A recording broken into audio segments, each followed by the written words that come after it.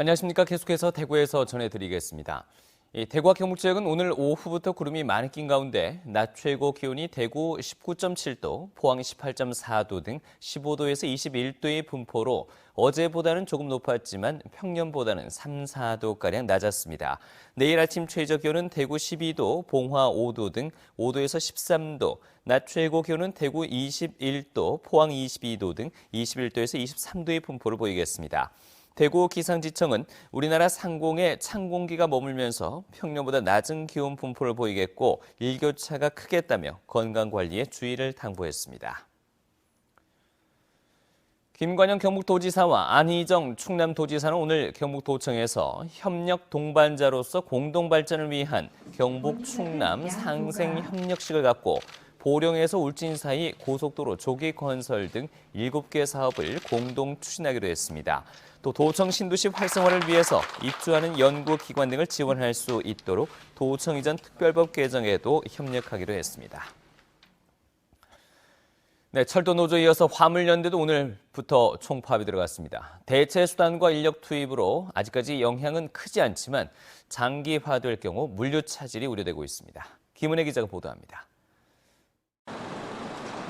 대구 서구에 있는 공영차고지에 대형 화물차들이 멈춰서 있습니다. 공공운수노조 화물연대 본부가 오늘 0시부터 무기한 총파업에 들어가 대구 경북지부와 포항지부 조합원 2,000명 가운데 40%가 운송 거부에 동참했습니다. 화물연대는 1.5톤 이하 소형 화물차 수급조절제 폐지 등 정부의 화물 운송시장 선진화 방안 폐기와 지입제 폐지 등을 요구하고 있습니다. 물류선진화법이 아니고 지금 있는 법안보다 더 후퇴된 법안이기 때문에 전면 폐기돼야 된다는 거고요. 전 세계적으로 위법이라고 해서 없어진 이 집제를 폐지해달라는 겁니다.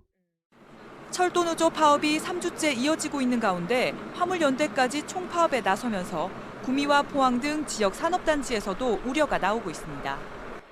화물열차 운행이 평시 대비 66.3%로 이뤄지고 있고 양목 컨테이너 기지의 경우 쌓여있는 컨테이너 비율이 34%로 아직 낮은 편이지만 사태가 장기화될 경우 피해가 예상됩니다. 대기업 같은 경우에는 사실은 조금씩 준비를 해왔습니다. 근데 그 사태가 장기화되면은 대기업보다는 중소기업에 있어가지고 왜냐하면은 열악한 물류 수송 이런 것 때문에 중소기업은 타격을 받을 수밖에 없는 상황. 이에 따라 경상북도는 대형 자가용 화물 차량 3,600여 대를 대상으로 유상 운송을 허가하는 등 비상수송 대책 시스템을 가동하며 대응에 나섰습니다. MBC 뉴스 김은혜입니다. 대구시와 대구지방경찰청은 교통사고 30% 줄이기 특별 대책으로 교통사고가 많이 발생하는 죽전 내거리와 범어 내거리 등 내거리 13곳에 과속 및 신호 위반 단속 카메라를 연말까지 설치하기로 했습니다. 대구시는 올해부터 교통사고 30% 줄이기 특별 대책으로 3년간 20개 과제를 추진해 2018년까지 교통사고를 10,000건 이하로 줄일 계획입니다.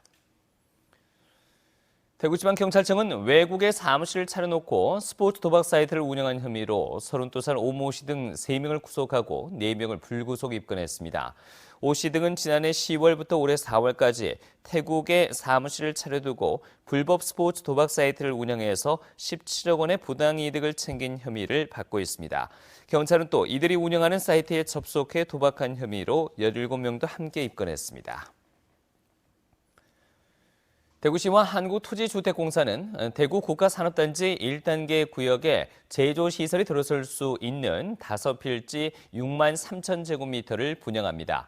이번에 분양하는 산업용지는 첨단 기계 1필지 7,200제곱미터, 미래형 자동차 4필지 5만 5천 제곱미터이고 분양 가격은 3.3제곱미터당 96만 8천 원입니다.